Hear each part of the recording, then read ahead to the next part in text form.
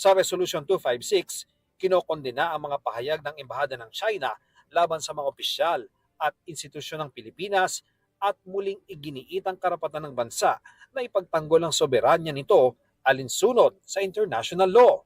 Nagkainitan ang sponsor nito na sina Senador Kiko Pangilinan at interpellator na Senate Minority Leader Alan Peter Cayetano.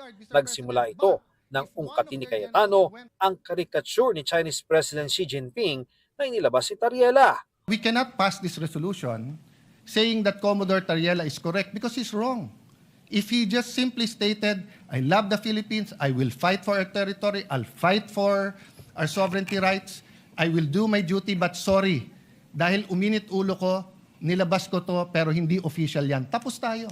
We beg to disagree, Mr. President, that Mr. Commodore Tariela is mistaken. So- we would not have put this resolution and authored it if we felt See, Mr. so Tariela. that's what I want to elicit. So the authors of this resolution is saying, pwede. So kung ang official ng presidente is to have certain decorum sa presidente ng China, pwede yung isang general hindi sumunod. Ang sa kanya, bastusin natin yung Pangulo Mr. ng isang President, bansa. that is his interpretation? No. Bastos yun. No, that is your interpretation. No. So if I ask them well, now... Mr. President, we beg to disagree.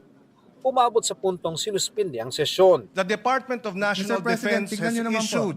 has issued a statement condemning China's remarks, Mr. No, President. we're not talking about... Mr. President, if you look at the DFA, it was also telling Tariela, but not directly. It says, It was saying, follow the decorum, Mr. President. Mr. President, kung ganyan ang stand natin, then my staff now can show a meme of you.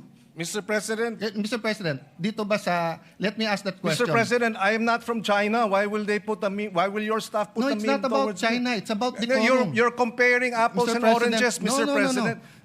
You are simplifying what Session is is a suspended for 1 minute. complicated. Muling uminit ang diskusyon nang itanong ni Cayetano kung anong pahayag daw ba ang kanilang pinag-uusapan na paksa ng resolusyon.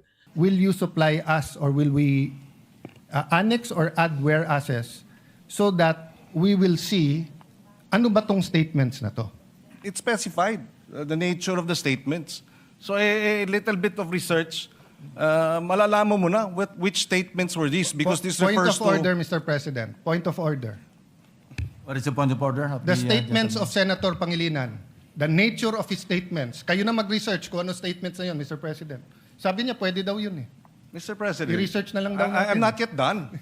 No, that's why I Philippine gave you, officials, Mr. President, including that's why I members, gave a point of members order. of the Senate. May I just be... I am still It's a speaking, point of order, Mr. President. A point of order precedes your precedence. Where is the point My of order, motion Mr. for... Where is the point of our Session is motion. suspended. Habang suspendido ang sesyon, nakitang kinausap si Cayetano ni na Senate President Tito Soto at Senate Pro Tempore Ping Lacson. Pagbalik ng sesyon, napagkasundoan ng mga senador na amyendahan ng resolusyon at ilagay ang mga pahayag na hinahanap ni Cayetano. Matapos ang halos 3 oras sa debate, walang tumutol sa pag-adapt ng resolusyon.